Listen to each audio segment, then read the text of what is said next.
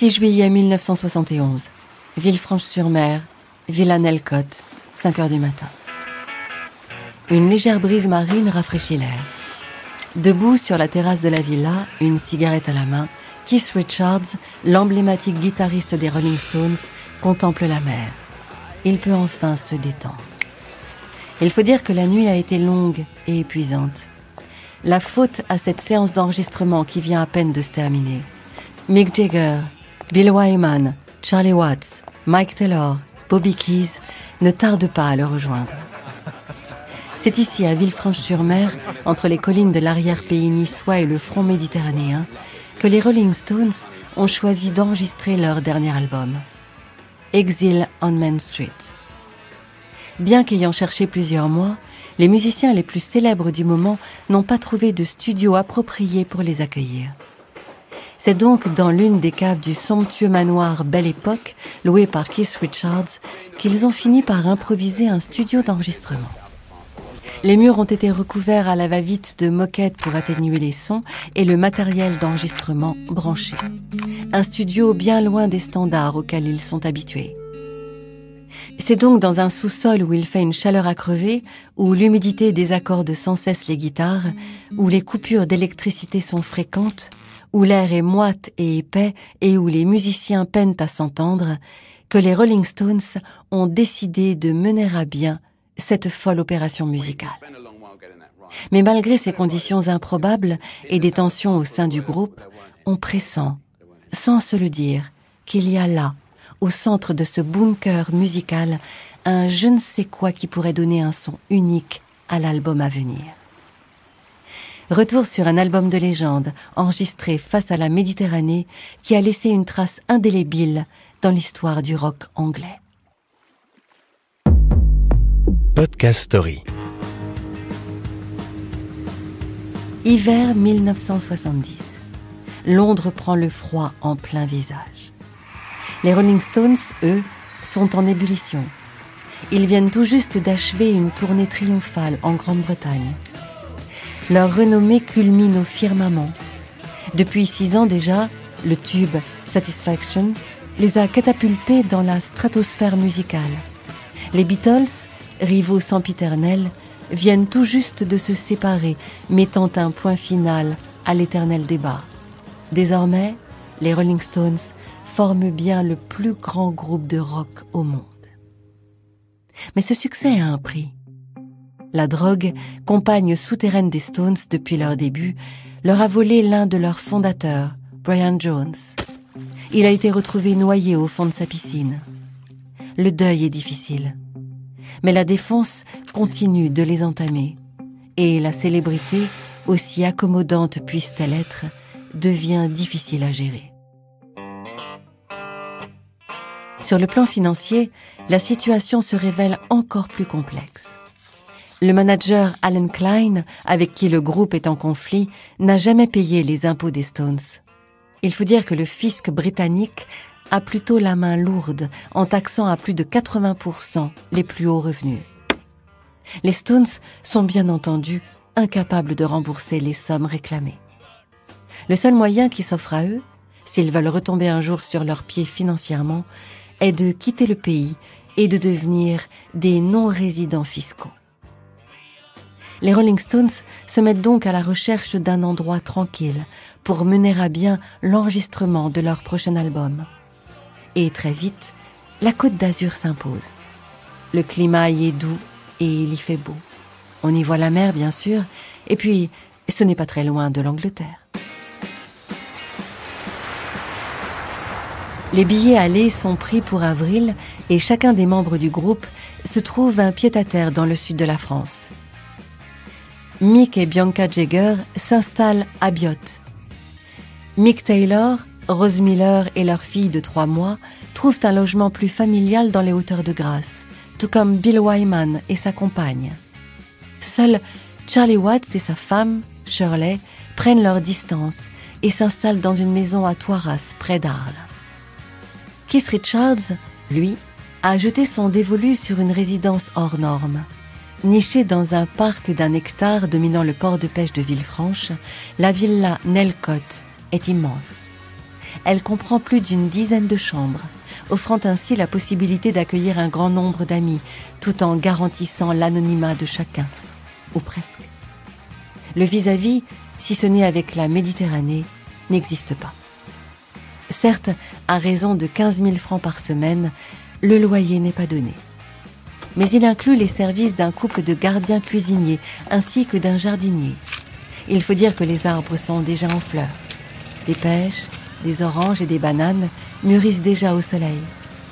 C'est un endroit idyllique pour Keith, qui s'imagine déjà se réveiller à l'air marin, flâner dans les ruelles pavées, emprunter la balade piétonne du port et garantir à ses amis une disponibilité totale afin de composer le prochain album des Stones dans des conditions qui promettent d'être idéales. Le soleil touche au zénith, mais Keith émerge à grand-peine. Il rejoint l'un des salons du rez-de-chaussée et s'approche des immenses fenêtres du patio. Des culs de joints et des mégots de cigarettes débordent des cendriers. Des guitares et des vêtements s'empilent sur le mobilier. Des cadavres de bouteilles de whisky, boissons qu'il chérit entre toutes, jonchent le sol. Il y a quelques heures à peine, se trouvaient ici encore plus de 30 invités. Loin d'être un asile salutaire, Keith réalise peu à peu que la villa Nelcott n'est qu'une prolongation de sa vie de rockstar. La composition de l'album prend du retard. Cela pèse sur le moral des troupes, particulièrement sur celui de Mick Jagger, qui lui en veut de déserter leur séance de travail au profit de soirées de débauche avec ses amis de passage. Keith secoue la tête. Pas question de laisser ses considérations lui gâcher la journée de détente qui le guette depuis le jardin. Il se réconciliera plus tard avec son ami autour d'une folle partie de blackjack ou de poker, dans l'un de ces casinos monégasques qu'il affectionne tant. Mais pour l'heure, le sulfureux guitariste traverse les pelouses luxuriantes de la villa. Cela fait déjà 3 mois qu'il s'est installé ici. Il ne se lasse pas de l'architecture des lieux et de la vue que lui offre la jetée dominant le port de Villefranche. Il s'y sent comme à la proue d'un bateau, en pleine possession de la mer. Le musicien s'allonge sur l'un des nombreux transats et contemple, à la surface de la piscine, le reflet d'un ciel irréprochable. Il pense à sa compagne, Anita, et leur petit Marlon, qui à cette heure-là doivent déjà être en train d'empiler des châteaux de galets sur la plage du Grasseuil, à l'entrée du Cap. Dans le mini-palais dont Keith Richards est le gardien, toutes les substances illicites circulent en zone libre. La villa Nelcott est le paradis des stupéfiants, narcotiques et psychotropes en tout genre. Les Stones et leurs invités ne passent pas une journée sans s'adonner à leurs addictions. Mais il faut faire preuve d'inventivité pour faire s'acheminer jusqu'au manoir de Villefranche tantôt la coke, tantôt l'héros qui se consomment en quantité affolante. Pendant l'été, l'ancien pilote de course, Tommy Weber, ami des Stones de longue date et dealer en chef de la villa, a une idée que personne ne juge bon de contredire. Pourquoi ne pas se servir de ses enfants, Charlie et Jake, 6 et 8 ans, pour faire passer la dope? Oui, c'est vrai. Quoi de mieux que des enfants pour déjouer la vigilance des douaniers et faire passer la drogue d'une frontière à l'autre? Et puis, c'est Keith lui-même qui a encouragé ses amis à faire venir leurs enfants, soucieux que Marlon soit entouré de copains de son âge. Alors autant que ça serve. Voilà comment Jake et Charlie devinrent les mules de l'été 71, sachets de cocaïne scotchés sur la poitrine et dans le dos. Une fois sur place, à la villa, les mules se transforment en maîtres rouleurs.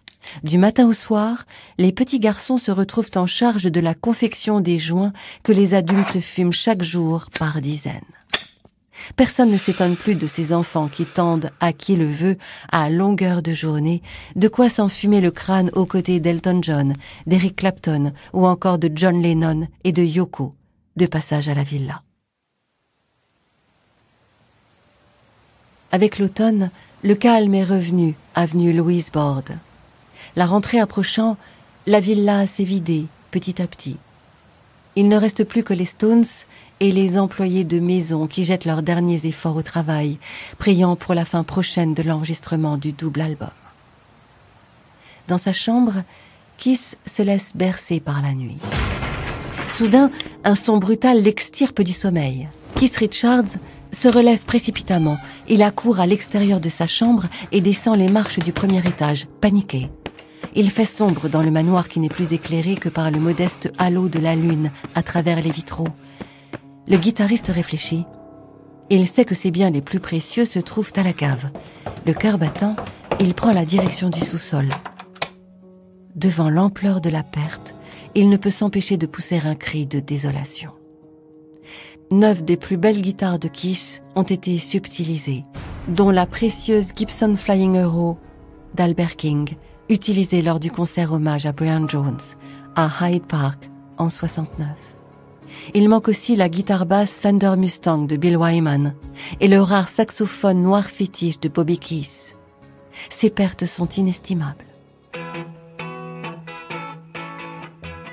Le vol de ces objets réveille cependant la frénésie et l'ambition des Stones.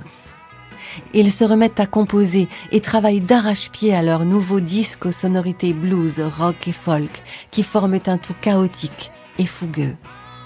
Des morceaux impriment plus que d'autres, parmi lesquels Happy ou Shine a Light, écrits par Jagger avant la disparition du cofondateur des Stones, Brian Jones. Exile on Main Street est le 10e album du groupe. Décrié à sa sortie, encensé sur le tard, ce double album studio de 18 titres est une pièce unique dans l'histoire des Stones. Et pour cause, il est le seul disque à avoir été enregistré en l'espace de 8 mois par des musiciens confinés dans un sous-sol de la Côte d'Azur.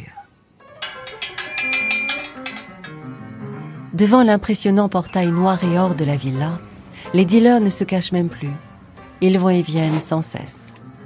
Des nuisances qui commencent à déranger. Un matin de novembre, le point de non-retour est atteint. Sur le port de Beaulieu-sur-Mer, un accrochage se produit entre la Jaguar de Keith Richards et un touriste italien. Des mots violents sont échangés, des coups sont donnés. Les badauds accourent. Keith Richards est en train de se battre.